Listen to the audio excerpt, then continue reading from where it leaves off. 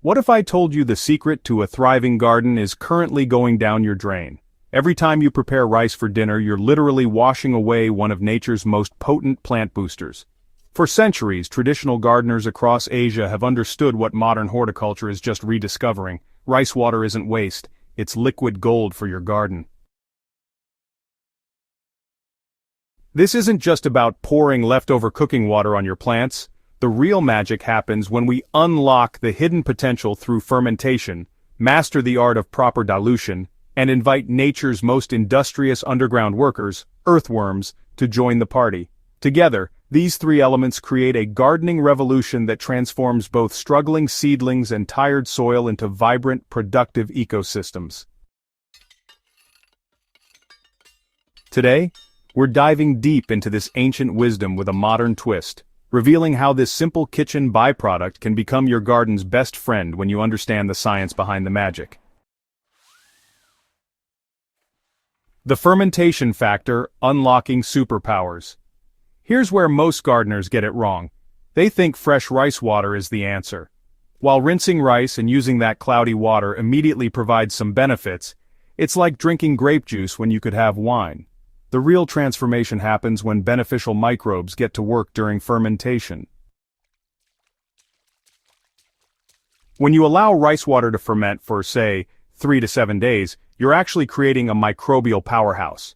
The starches and proteins that are naturally present in the water become food for beneficial bacteria, particularly lactobacillus, the same helpful microorganisms you'd find in yogurt and other fermented foods.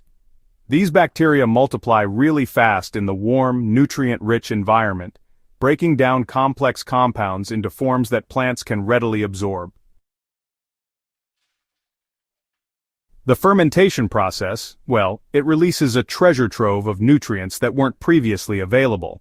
Amino acids, which are essential building blocks for plant proteins, become more concentrated and bioavailable. B vitamins, crucial for plant metabolism and helping plants resist stress, multiply as the beneficial bacteria thrive. Phosphorus, which is vital for root development and flowering, is released from bound compounds in the rice residue. The real beauty of this process lies in its simplicity. Just fill a glass jar with fresh rice water, cover it with a breathable cloth or a loose lid to let gases escape, and then let nature do the work. Within about 24 hours you'll notice a slightly sour smell. That's the lactobacillus getting busy. By day 3 or 4, the water will have a tangy, almost yogurt-like aroma, which means peak fermentation has arrived. This is your signal that the microbial army is ready for deployment.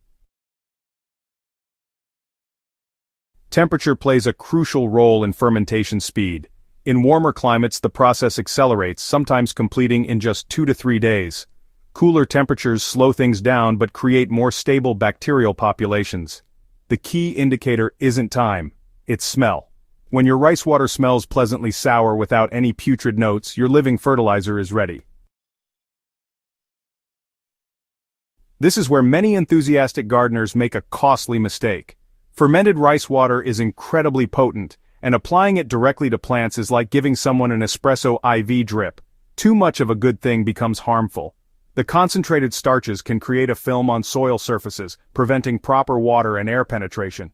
High salt concentrations from the fermentation process can actually dehydrate plant roots, causing leaf burn and stunted growth.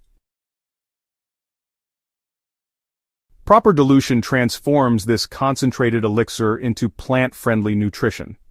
The golden ratio for most applications is 1 part fermented rice water to 2 parts clean water, though some sensitive plants benefit from even gentler ratios of 1 to 3 or 1 to 4. Think of it like seasoning food, you can always add more, but you can't take it back. For established vegetables and fruit plants, the 1 to 2 ratio provides excellent results without overwhelming the root system. Tomatoes, peppers, and squash respond particularly well to this concentration, showing increased flowering and fruit production within just a few weeks of regular application.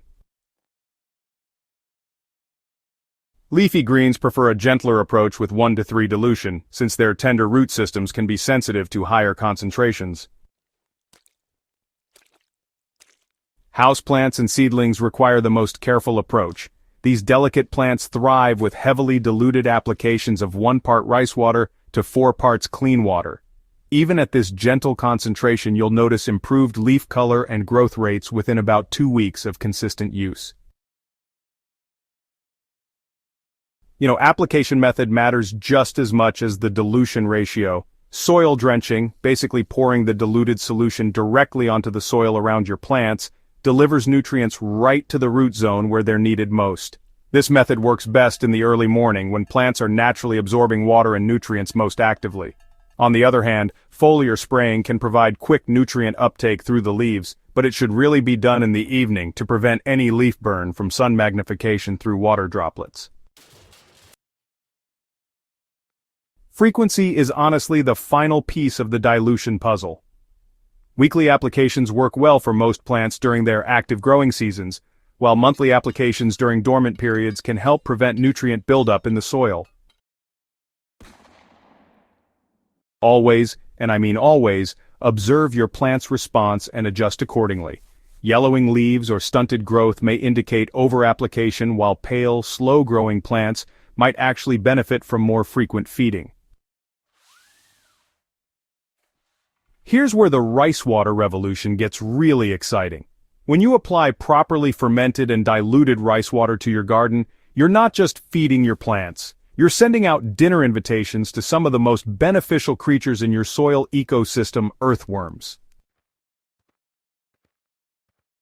Earthworms are attracted to the rich microbial activity created by fermented rice water like gardeners to a plant sale. The beneficial bacteria and organic compounds in your fermented mixture create the perfect environment for these soil engineers to thrive. But earthworms aren't just passive consumers of your rice water feast, they're active partners in transforming your garden into a productivity powerhouse. As earthworms consume the organic matter and microorganisms in the treated soil, they're simultaneously creating networks of tunnels that, honestly, revolutionize soil structure. These tunnels, some as deep as 6 feet in optimal conditions, create superhighways for water infiltration and root penetration. In compacted or clay soils, this earthworm engineering can mean the difference between plants that struggle and plants that thrive. The real magic happens in the earthworm's digestive system. As they process soil and organic matter, earthworms concentrate nutrients into their castings. Essentially earthworm manure that's, believe it or not, 5 times richer in nitrogen, 7 times richer in phosphorus, and 11 times richer in potassium than the surrounding soil. These castings are released throughout the soil profile as worms move, creating nutrient hotspots that plants can access immediately. But earthworm contributions go beyond simple fertilization. Their digestive processes create stable soil aggregates that improve water holding capacity while maintaining proper drainage, the holy grail of soil structure. The mucus they secrete while tunneling contains compounds that suppress harmful soil pathogens while promoting beneficial microbial communities. The synergy between fermented rice water and earthworm activity actually creates a positive feedback loop. The rice water feeds the beneficial microbes, which in turn attract earthworms, and then their activity improves soil conditions for both the microbes and the plants. It's pretty amazing how this biological partnership can transform depleted soil into rich, living earth within just a single growing season. Visual confirmation of this partnership is, honestly, remarkably satisfying.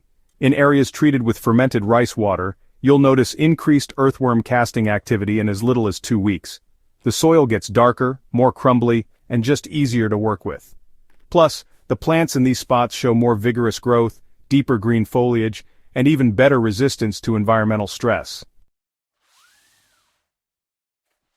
Understanding the complete rice water revolution means, well, seeing how fermentation, dilution, and earthworm activity come together to create a self-sustaining cycle of soil improvement that just keeps getting better over time.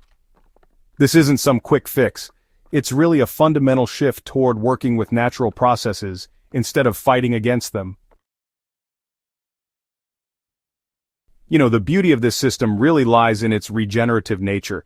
Each time you apply fermented rice water, it strengthens the soil's microbial community. This in turn attracts more earthworms. And those earthworms, well, they create better soil structure which supports stronger plant growth. And that stronger plant growth, it produces more organic matter for the earthworms to process. It's like a virtuous cycle that just keeps building on itself, creating increasingly healthy soil with each passing season. Now, timing your rice water applications with natural plant cycles is key to maximizing the benefits. For instance, spring applications coincide with increased earthworm activity and plant growth, creating optimal conditions for establishment. Then, summer applications during active growing periods support heavy feeding plants during their most demanding phase. And don't forget about fall applications. They help build soil biology before winter dormancy, giving you a head start for the following season. Plus, the cost-effectiveness of this approach makes it accessible to every gardener, no matter their budget. Rice is a pantry staple in most households, and the so-called wastewater costs nothing beyond the time investment in fermentation. When you compare this to expensive commercial biofertilizers, which often contain the same beneficial microorganisms you're cultivating naturally in your kitchen, it's clear how practical this method is. Regional variations in rice types can actually enhance your results. Jasmine rice produces particularly fragrant fermented water that seems to attract earthworms more readily. Brown rice creates more nutrient-dense fermented water due to its higher protein and mineral content. Wild rice varieties produce fermented water rich in unique amino acid profiles. Experimenting with different rice types allows you to fine-tune your approach based on local conditions and plant needs. Seasonal adjustments keep the system working year-round. Winter applications in mild climates maintain microbial activity during slow periods, while cold climate gardeners can prepare fermented rice water indoors and apply it during warm spells to keep beneficial biology active under snow cover. The environmental benefits extend far beyond your garden boundaries. By reducing kitchen waste, eliminating synthetic fertilizer dependence, and building soil carbon through increased earthworm activity, you're participating in a larger movement toward regenerative agriculture. Every jar of fermented rice water represents a small act of environmental stewardship that contributes to healthier watersheds and more sustainable food systems. Documenting your rice water revolution journey creates valuable data for continuous improvement. Photographing treated areas monthly reveals the gradual transformation that might be invisible day to day. Noting which plants respond most dramatically helps you target future applications for maximum impact. Tracking earthworm casting activity provides concrete evidence of soil health improvements. The rice water revolution represents more than just another gardening technique. It's a return to working with natural systems that have sustained agriculture for millennia. By embracing fermentation, mastering dilution, and partnering with earthworms, you're joining a global community of gardeners who understand that the best solutions often come from the wisdom of the past combined with modern understanding. Your garden is waiting for this transformation. Every grain of rice you cook is an opportunity to create living fertilizer that feeds not just your plants, but the entire soil ecosystem that supports them. The revolution starts in your kitchen, flows through your garden, and ultimately contributes to a more sustainable relationship with the earth that sustains us all. Ready to start your own rice water revolution? Don't forget to subscribe to Smart Garden for more eco-friendly gardening hacks and sustainable living tips that transform everyday waste into garden treasure. Share this guide with fellow gardeners, because the best gardens grow when knowledge is shared freely. Your soil, your plants, and your earthworm partners are waiting to show you what's possible when we work with nature instead of against it.